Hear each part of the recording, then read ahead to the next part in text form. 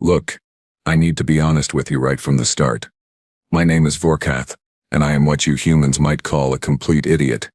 Oh sure, back on my homeworld of Thesera Prime, I was considered something of a champion, 7 feet tall, 4 arms that could bend steel beams like they were made of soft clay, scales that could deflect small arms fire, and a reputation that preceded me across 12 star systems. I had defeated warriors from 17 different species in sanctioned combat. I held 3 galactic titles simultaneously.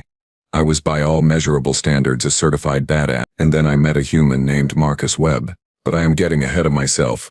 Let me take you back to where this whole humiliating disaster began, on Station Zenith 9, a trading hub that floated somewhere between the Andromeda Reach and the outer colonies. The station was neutral territory, which meant it was packed with every species you could imagine, all trying to make deals, start fights, or get drunk on fermented substances that would probably kill half the galaxy if consumed incorrectly. I was there for a tournament. Not just any tournament, mind you, but the Interstellar Combat Trials, a prestigious event where the finest warriors from across known space came to prove their superiority. The prize was substantial both in credits and in glory. More importantly, it was being broadcast across 300 worlds. This was my chance to cement my legacy. The preliminary rounds had been laughably easy. I had dispatched a Krell bruiser in 47 seconds. I had made a Thaxian berserker tap out after breaking 2 of his primary combat appendages. I was on fire, as you humans say. My confidence was not just high, it was stratospheric. I felt invincible, untouchable, like a god walking among mortals. That is when I first saw the human. He was sitting at a corner table in one of the station's many bars, the kind of establishment where the drinks glowed faintly and the furniture was bolted to the floor to prevent it from becoming improvised weaponry. The human was unremarkable by any standard I knew, maybe 5'10", average build, brown hair that looked like it had not seen a proper grooming in weeks, and wearing what appeared to be standard colonial worker clothing, nothing fancy, nothing intimidating. He was with 2 other humans, both female. One had short red hair and was gesturing wildly while telling some kind of story. The other, with black hair pulled back in a simple tie, was laughing so hard she had tears in her eyes. The man, Marcus, was grinning and shaking his head at whatever ridiculous tale was being shared. I would not have given him a second thought except for one thing. His name was on the tournament roster. I had reviewed all the competitors, as any intelligent fighter would. Most were exactly what you would expect, hardened warriors from species known for their combat prowess. But scattered among them were a handful of humans, and Marcus Webb was listed among the semi-finalists in the open weight division, the same division I was dominating. Humans, for those of you not familiar with galactic opinion circa 3 years ago, were considered something of a joke in combat sports. Oh sure, they were clever enough, good with technology and trade negotiations, but physically, they were soft, weak, barely evolved primates who had only recently achieved faster-than-light travel. Their bone density was laughable, their muscle structure inefficient, their reaction times merely adequate. By all scientific measurements, they should not have been able to compete with species that had evolved under higher gravity, harsher conditions, or with actual natural weapons. And yet here was this Marcus Webb, sitting in a bar, looking completely relaxed, having made it to the semifinals. My coach, a grizzled Thesseran named Krull, had warned me not to underestimate any opponent. But come on. This was a human. What was I supposed to be afraid of? His ability to sweat profusely? His species' weird attachment to domesticated animals? The fact that they put cheese on everything? I decided, in my infinite wisdom, to have a little fun. I walked over to his table, all 7 feet of scaled muscle and barely contained violence.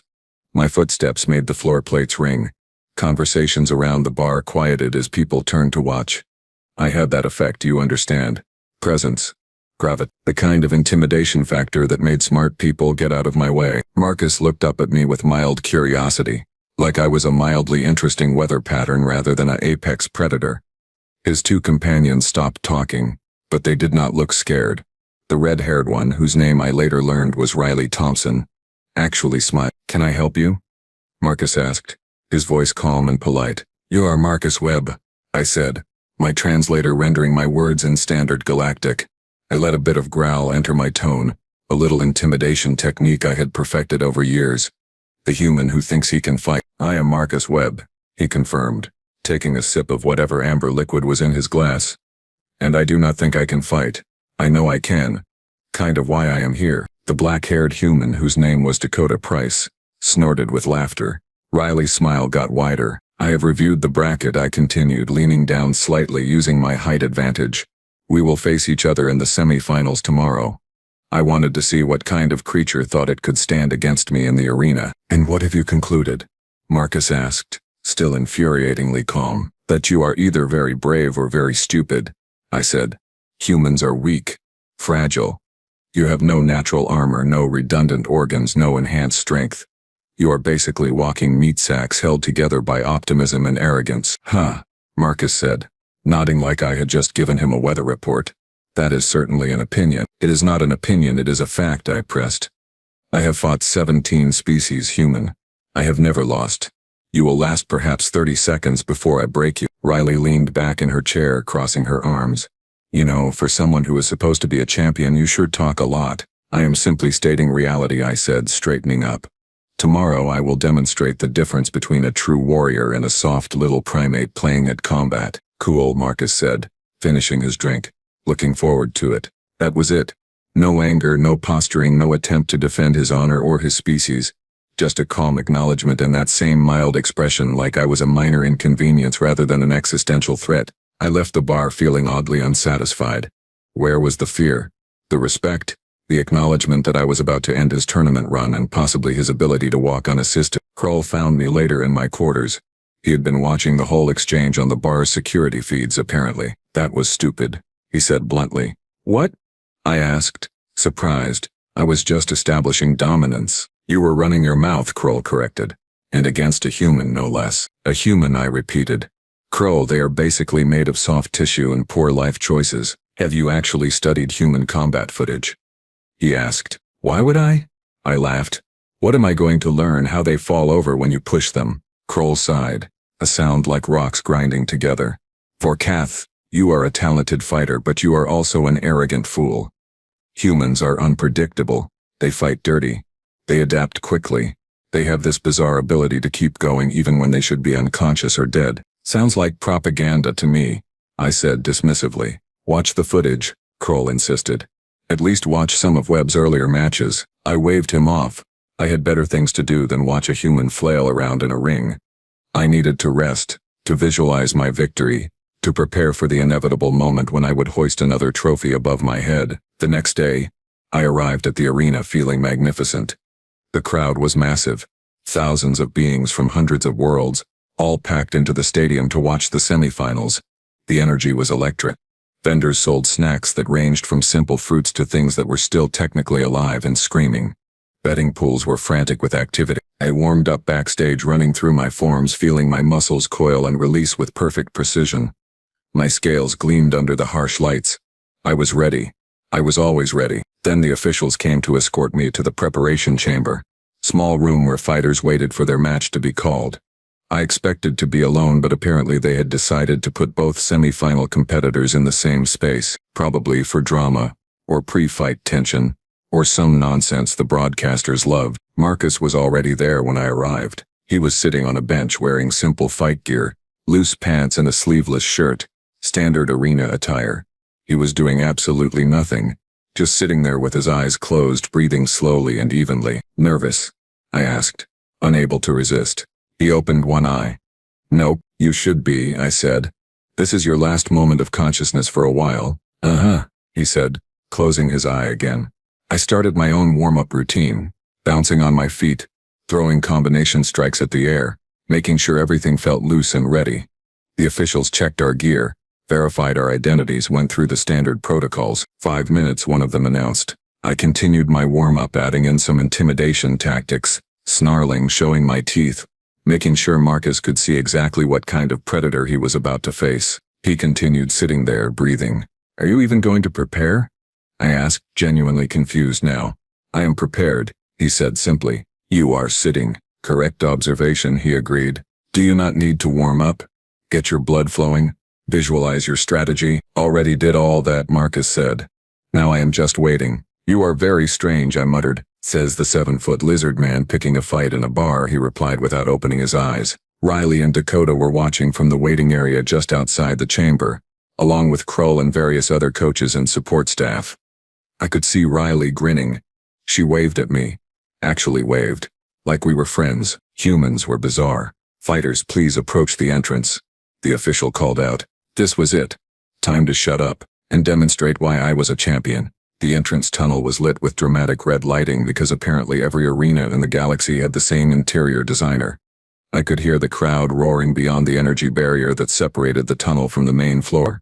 The announcer's voice boomed through speakers, introducing the match, building anticipation, listing our records and accomplishments. Marcus walked beside me, still calm, still unremarkable. Last chance to forfeit, I said, because apparently I could not help myself. I am good, thanks, he replied. The barrier dropped. The crowd's roar became deafening. We stepped out into the arena and thousands of eyes turned to watch. The arena floor was a standard combat circle, 50 meters in diameter, made of reinforced material that could take a beating. Holographic displays floated above, showing our faces and statistics to the crowd. The referee, a neutral third-party official from a species known for their fairness, stood at the center of the ring. We approached from opposite sides. The referee went through the rules. Standard combat regulations, no lethal strikes, no attacks to certain vulnerable areas. Fight continues until submission, knockout or referee stoppage. We both confirmed we understood. Touch gloves and return to your corners, the referee instructed. This was pure formality, a gesture of sportsmanship before trying to beat each other unconscious. We stepped forward, Marcus extending his hand, which looked tiny compared to one of my 4 fists. I reached out to tap his glove, and that is when it happened. My foot, my perfectly functional foot that had carried me through dozens of fights, caught on absolutely nothing, and I stumbled forward. Just a little. Just enough to look clumsy in front of thousands of witnesses. I caught myself quickly straightening up, my scales flushing darker with embarrassment. Marcus said nothing, just tapped his glove against mine and turned back to his corner. The crowd made a noise, something between a laugh and a gasp. I heard a few scattered chuckles. Fine. Fine. It was just a minor stumble. Could happen to anyone. The floor was probably uneven. Or maybe my boot had a defect. Nothing to worry about. I returned to my corner, shaking it off, focusing on the fight ahead. The referee raised his hand. Fighters ready? I nodded, settling into my stance, feeling my body prepare for combat. This was what I lived for, this moment of perfect focus before violence. Ready? The referee asked Marcus. Ready? He confirmed. Fight. I exploded forward, using my superior reach and speed to close the distance. My strategy was simple. Overwhelming force. Use my forearms to attack from multiple angles simultaneously. Break through his guard. End this quickly. I threw a combination. High with my right arms, low with my left. A pattern that had destroyed countless opponents. Marcus moved. Not a lot, just enough. Slipping to the side, letting my strikes pass through empty air. I adjusted, pivoting to follow him. Throwing another combination. He blocked one strike, redirected another, and stepped away from the rest. Fine. He had decent defensive reflexes. I would give him that. I pressed harder, using my footwork to cut off his escape routes, forcing him toward the edge of the combat circle. That is when I tripped. Again, my foot. The same stupid foot caught on nothing. Absolutely nothing. And I went down. Not all the way. I caught myself with 2 arms, but I definitely went down. My knee hitting the arena floor hard enough to make a sound that echoed through the speakers. The crowd's reaction was louder this time. Definite laughter mixed with confusion. I sprang back up immediately, my face burning with humiliation. What was happening? I never tripped. I had perfect balance, perfect body control. This was impossible. Marcus had backed off, giving me space to recover, which somehow made it worse. He was not even capitalizing on my mistake. You good? He asked. Shut up and fight. I snarled, charging forward again. This time I was more careful with my footwork, making absolutely sure each step was deliberate and controlled. I threw a feint high, then swept low with my leg, trying to take him down to the ground where my superior mass would be an advantage. Marcus jumped over the sweep. Actually jumped, using my own extended leg as a momentary stepping stone before landing behind me. I spun, throwing a wild backhand that should have connected with his head. He ducked under it, and somehow my momentum combined with his movement caused me to stumble again. Not trip this time, but definitely lose my balance. My arms windmilling as I tried to stay upright. The crowd was howling now. Actual howling laughter. I could hear beings from a dozen species losing their minds at the spectacle of a champion fighter apparently forgetting how legs worked. This was not possible. This was not happening. I was Vorkath. 7-time champion, defeater of warriors, breaker of bones. I did not trip 3 times before landing a single hit. I turned to face Marcus, breathing hard, not from exertion but from pure frustration and confusion. He stood there, hands up in a ready position, looking exactly as calm as he had in the bar, in the preparation chamber, everywhere. Like this was all perfectly normal. "What are you doing to me?" I demanded. "Nothing," he said.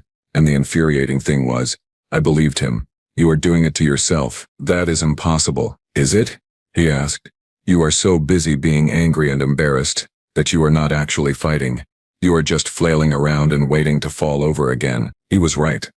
Oh, ancestors help me. He was right. I was so focused on not tripping, so paranoid about my footwork, so distracted by the crowd's laughter, that I had completely abandoned my actual fighting technique. I took a breath, forcing myself to center, to focus, to remember my training. Forget the stumbles, forget the embarrassment, just fight. "Better," Marcus said, nodding. "Now we can actually do this." And that is when he moved forward, and I realized I had made a terrible, terrible mistake underestimating this human. The human came at me, and suddenly everything I thought I knew about combat went directly out the airlock. Marcus moved like water. If water could punch you in 3 different places simultaneously while making you question your life choices, he did not have my reach, my strength, or my forearms. But what he did have was something I had never encountered before. Precision. Not the kind of precision you get from training, though he obviously had that too, but the kind that comes from understanding exactly how bodies move, how momentum works, how to make your opponent defeat themselves. I threw a jab with my upper right arm.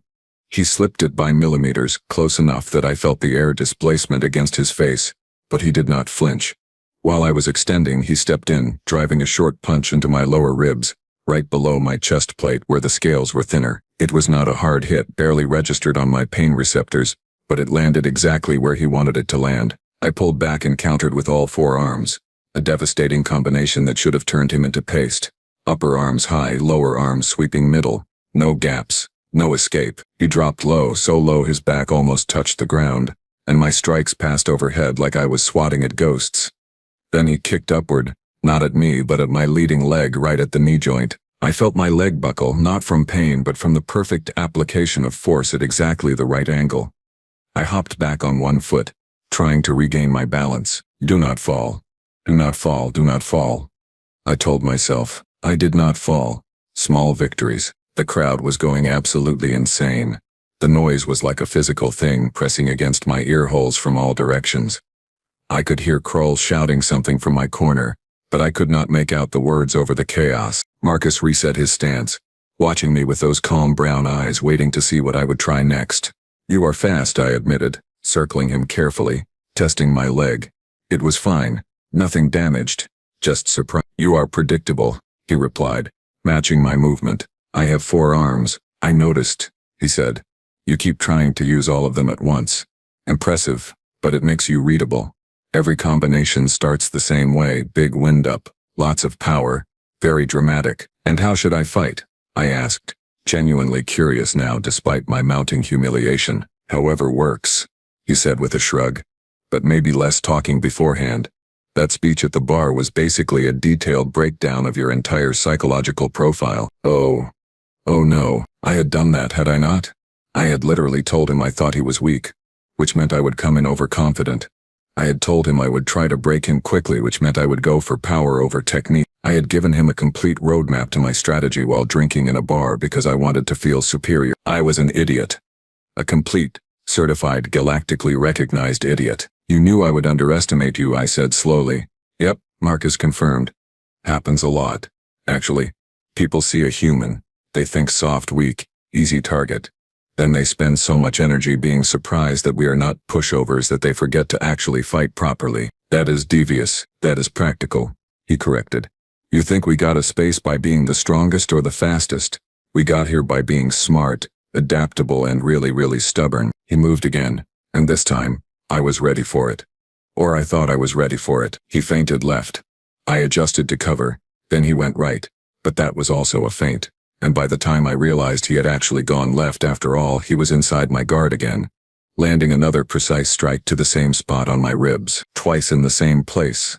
That was not coincidence. That was targeting. I grabbed for him with all 4 arms, trying to grapple to use my superior mass to drag him down.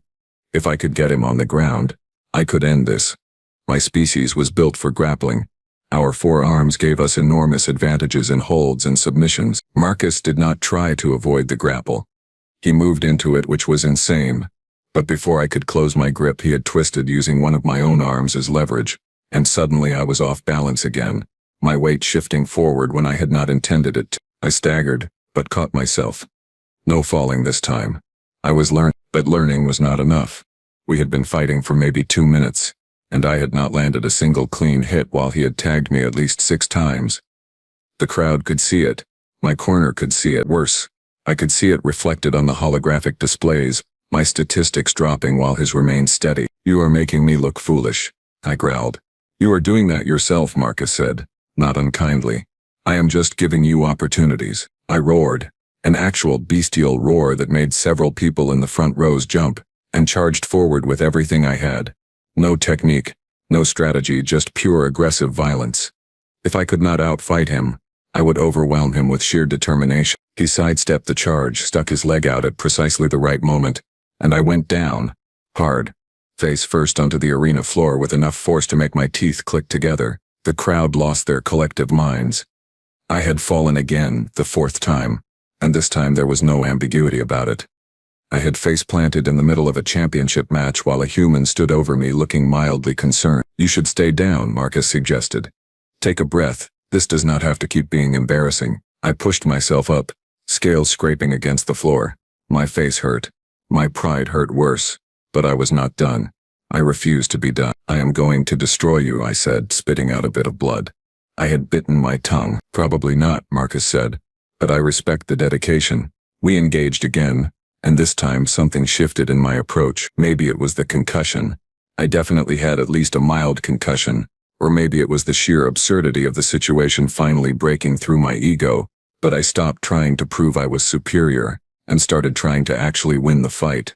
I used my reach advantage properly, keeping him at distance, jabbing with single arms, instead of wild combinations. I watched his patterns, noticed he favored moving to his left, adjusted my footwork to cut off that angle. It was working. Sort of.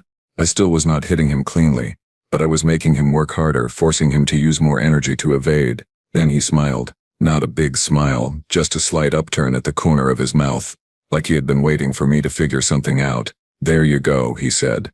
"Now you are actually fighting." And he shifted gears. I had thought he was fast before. I had seen nothing. Marcus stopped playing defense and came forward, and it was like fighting 3 opponents simultaneously. He struck high, low, middle, always moving, never where I expected, and every hit was precise, targeted, designed to wear me down. That spot on my ribs, he hit it again, and then he hit the matching spot on the other side. Not hard enough to crack anything, but hard enough that I started protecting those areas, which meant I was creating openings elsewhere. He took my legs out twice more. Not trips this time, but legitimate sweeps that put me on the ground while he danced away before I could grab him. Each time I got up slower, breathing harder, my confidence eroding with each second. The referee was watching closely now, ready to call the match if it became too one-sided. I could see the concern in his expression, the calculation of whether I was still capable of defending myself. I was, barely. But I was. "Why are you not finishing this?" I gasped back on my feet again after the latest takedown. "Because you have not quit," Marcus said simply. "You could tap out any time. You could tell the referee you are done. But you keep getting up, so I keep fighting. You could knock me out." "I could," he agreed. "But that seems rude. You talked a lot of trash, but you showed up and you are trying. That counts for something." I stared at him. This human who I had mocked, who I had called weak and fragile and soft, and realized he was giving me a choice. He could end this fight whenever he wanted, could humiliate me completely, but he was leaving my dignity intact, letting me decide how this ended. It would have been kinder if he had just knocked me unconscious. I looked at my corner. Kroll was shaking his head, making the submission gesture. Riley and Dakota, Marcus's friends, were watching with sympathetic expressions. The crowd had gone from laughing to respectful silence, recognizing what was happening even if I was the last to accept. I had lost. I had lost 3 minutes into a match I had spent weeks assuming would be trivially easy. I had been defeated by a human, decisively and completely, and the only thing left was whether I would acknowledge it with grace or force him to hurt me worse. I lowered my arms. I submit. The referee stepped in immediately, signaling the end of the match. The crowd erupted, not in mockery this time but in genuine appreciation for the technical display they had witnessed. Marcus walked over, extending his hand again. Good match. You have a solid chin. I looked at his hand, then at his face, searching for mockery or condescension. I found neither, just honest respect. I took his hand and shook it. His grip was firm but not aggressive. You destroyed me. I won, he corrected. Destroying you would have been mean. You are not a bad fighter, Vorkath. You are just arrogant, and that makes you sloppy. I thought humans were weak. We are, Marcus said. Compared to most species, we are pretty fragile. But we have been fighting each other for thousands of years, perfecting techniques, learning from every culture and style we encountered. We might not be the strongest, but we figured out how to beat the strongest. Riley and Dakota had entered the arena, both of them grinning. Riley high-fived Marcus while Dakota handed him a water bottle. Told you he would do the forearm windmill thing, Riley said. You did call that, Marcus agreed, taking a drink. You bet on my fighting style? I asked, incredulous. We bet on your entire personality, Dakota said cheerfully. Marcus is really good at reading people. He knew exactly what you would do before you walked into that bar. I turned to Kroll, who had made his way to the arena floor. He did not look surprised, just disappointed. I told you to watch the footage, he said. I know. I told you humans were dangerous. I know. You are an idiot. I know, I said, and for the first time in the entire disaster, I actually laughed. It hurt my ribs and my face and my everything. But I laughed anyway because the alternative was crying and I had already embarrassed myself enough for one day. The medical staff checked me over, confirmed I had a concussion but nothing serious, and cleared me to leave the arena under my own power. I limped back to the locker area, acutely aware of the replay footage showing on every screen, immortalizing my repeated falls for all of galactic history. I was sitting on a bench holding an ice pack to my face when Marcus found me. Hey, he said, leaning against the doorframe. You okay? Physically, yes. Emotionally, I will need therapy. He laughed at that, a genuine warm sound. Look, I know this probably feels terrible right now, but you took it like a professional. A lot of fighters would have gotten angry, tried to hurt me, made it ugly. You recognized when you were beaten, and you showed respect. That matters. I mocked your species. I called you weak. Yeah, you did, Marcus agreed. But you are not the first, and you will not be the last. Honestly, it makes winning more satisfying. How do you deal with it? The constant underestimation, he shrugged. By proving people wrong, every single time. Eventually word gets around. You watch. Next tournament, people will remember what happened here. They will remember that a human made a champion fall on his face 4 times, and then systematically picked him apart. That is worth more than any trash talk. I nodded slowly, understanding the deeper strategy. Every fight he won, every opponent he defeated, was building a reputation not just for himself but for his entire species. He was changing the narrative, one match at a time. Can I ask you something? I said. Sure. That first stumble at the beginning, was that really an accident? Marcus smiled. That same slight smile from the arena. What do you think? I think you are even more devious than I realized. I think you are learning, he replied. Look, Vorkath, you are a good fighter with solid fundamentals. Your problem is not your technique, it is your attitude. You walk into situations assuming you have already won, and that makes you blind to what is actually happening. Work on that, and you will be dangerous. You are giving me advice after beating me. Why not? We are not enemies. We are competitors. And honestly, I would rather face skilled opponents who take me seriously than easy wins over people who think I am a joke. Riley and Dakota appeared behind him. We are heading to that bar again, Riley said. Victory drinks. You should come. Me? I asked, surprised. Yeah, you, Dakota said. You lost with class. That deserves a drink. I looked at Kroll, who shrugged. Might as well. Learn something from this experience besides humility. So that is how I ended up back at the same bar where I had started this whole disaster, sitting at a table with the human who had just handed me the most embarrassing loss of my career, drinking something called whiskey that burned, going down in a way that felt oddly appropriate. Marcus told me about human martial arts, about the hundreds of styles that had developed across Earth's history, about how they had adapted techniques from every species they had encountered in space. Riley explained the biomechanics of how humans compensated for their physical weaknesses through leverage and technique. Dakota, who turned out to be a xenobiologist, gave me a detailed breakdown of exactly which vulnerabilities in my species Marcus had been exploiting. It was educational, humbling, and strangely enjoyable. "So what happens now?" I asked after my third drink, which might have been a mistake given the concussion. "Now you heal up, learn from this, and come back stronger," Marcus said. "And maybe next time we fight, you will actually make me work for it." "Next time," I repeated. "You think there will be a next time?" "I hope so," he said. "You have potential, Vorkath. You just need to stop tripping over your own ego." I laughed, which hurt, but in a good way. "Deal. Next time I will watch the footage first." "Good plan," Marcus said, raising his glass. "To learning experiences." We all raised our glasses, human, Thessaran, and various other species who had wandered over to join the celebration, because apparently my loss was popular entertainment. "To learning experiences," I echoed. "And to never underestimating humans again." "We will drink to that," Riley said with a grin. I went on to have a long career in combat sports, never reaching the absolute pinnacle I had once assumed was my destiny, but becoming a solid, respectable fighter who other competitors took seriously. I fought Marcus Webb 3 more times over the following years. I lost twice and won once, and that single victory remains one of my proudest achievements because I earned it through actual skill rather than assumption of superiority. But that first fight, the one where I fell 4 times before the match truly began, that became legend.